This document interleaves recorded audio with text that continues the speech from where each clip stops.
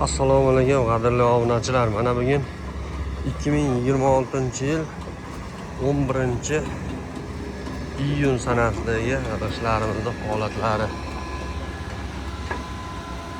Hozir 5000 tani mashinamiz yuklanish jarayonlari ketyapti. Bugun 12-iyun ekan. Haftaning juma kuni. O'raylariga bitta baho berib qo'yasizlar.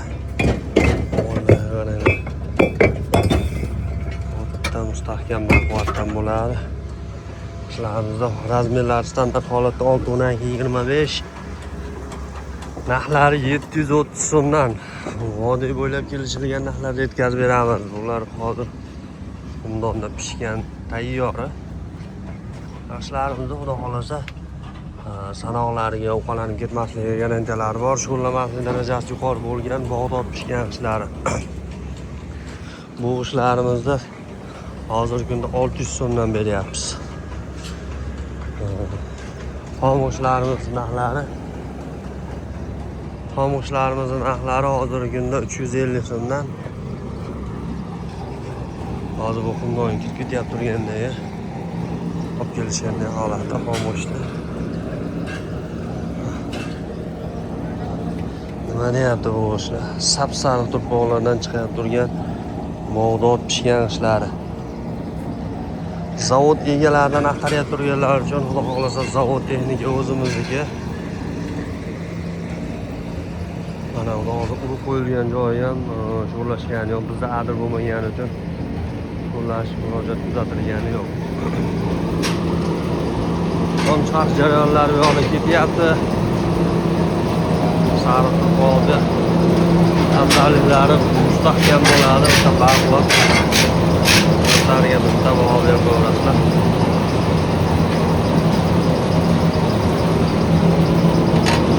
Hormang endi Ma'mur aka.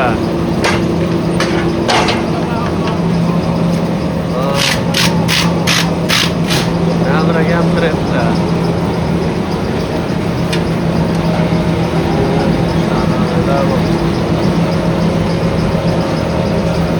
Pressa chiqyapti.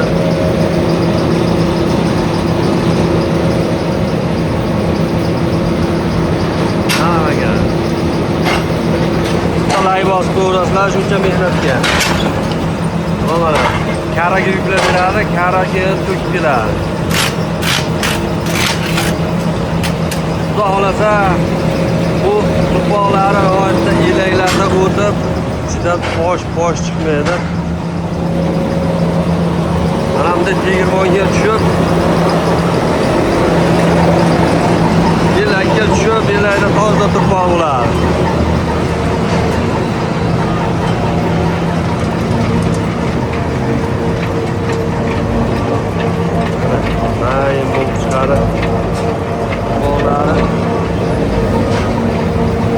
Qorishib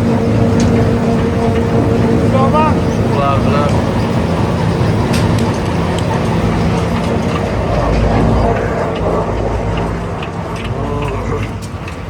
mana bu yerga musor, hashak, qo'sh hamma yo'lni chiqaradi.